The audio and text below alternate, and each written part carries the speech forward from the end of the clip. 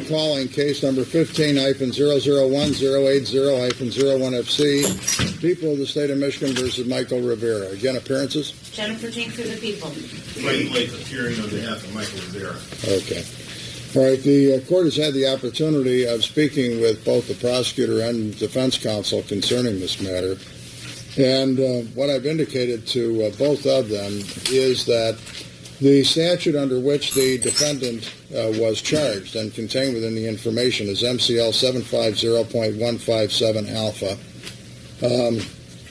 subparagraph A, and it reads as follows: except as provided in paragraphs B, C, and D, if the commission of the offense prohibited by law is punishable by imprisonment for 1 year or more, the person convicted under this section shall be punished, and shall is important because it takes away from the court the discretion of the court. It's mandatory. Shall be punished by a penalty equal to that which could be imposed if he had been convicted of committing the crime he conspired to commit. And in the discretion of the court can add penalty of a fine of $10,000. Well, the penalty associated with the crime which he conspired to commit is premeditated murder. Premeditated murder carries with it life imprisonment without the possibility of parole. Now, the prosecuting attorney and defense counsel have brought to my attention some case law relative to that statute, but the statute itself is very clear. And the sentence that the court's going to impose in regard to the conspiracy to commit is, in fact, life imprisonment without the possibility of parole. We would object, Your Honor. We believe that Mr. Rivera, based upon new case law and the lifer statute, is entitled to an indeterminate sentence and parole. Okay.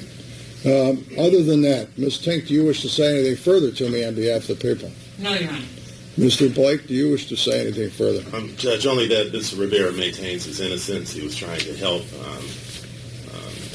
Roxana, not trying to cause disharmony and mayhem in her family, and apologizes to his family for the hardship and grief he's brought upon them. That's it, John. Mr. Rivera, do you wish to say anything further to me? All I want to say is I'm sorry to my family for them having to go through this.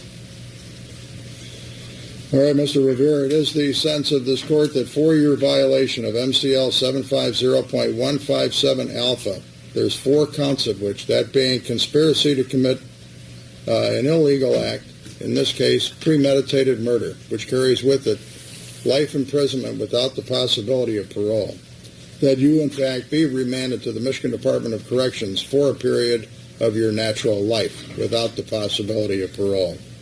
You'll be given 300 days jail credit time. In regard to count number 5, assault with intent to commit murder, as well a charge that carries with it potential life imprisonment, it's the sentence of this court that you be remanded to the Michigan Department of Corrections for a period of 18 years to 30 years. Again, you'll be given 300 days jail credit time. In regard to your conviction for assault with a dangerous weapon, felonious assault, a 4-year felony, that being a violation of MCL 750.82, it's the sentence of this court that you be remanded to the Michigan Department of Corrections for a period of 2 years to 4 years. You'll be given 300 days jail credit time. And then in regard to count 6, which is the use of a computer to commit a crime, a violation of MCL 752.7973 Foxtrot, a 20-year felony, that you be remanded to the Michigan Department of Corrections for a period of 12 years to 20 years. You'll be given 300 days jail credit time in regard to that offense. All these charges, all these sentences will run concurrent with each other. You're to undergo DNA testing. You're to undergo a psychological evaluation and treatment while housed in the Michigan Department of Corrections.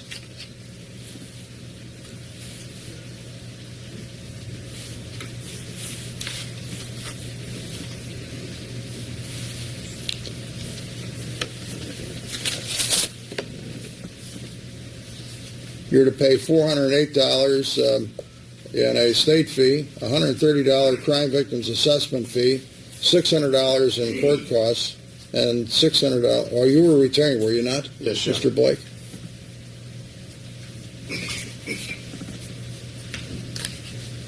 Now, if I'm contacted by the Michigan Department of Corrections as to whether you should be considered for participation in a special alternative incarceration unit by the Michigan Department of Corrections, I'm going to object to it.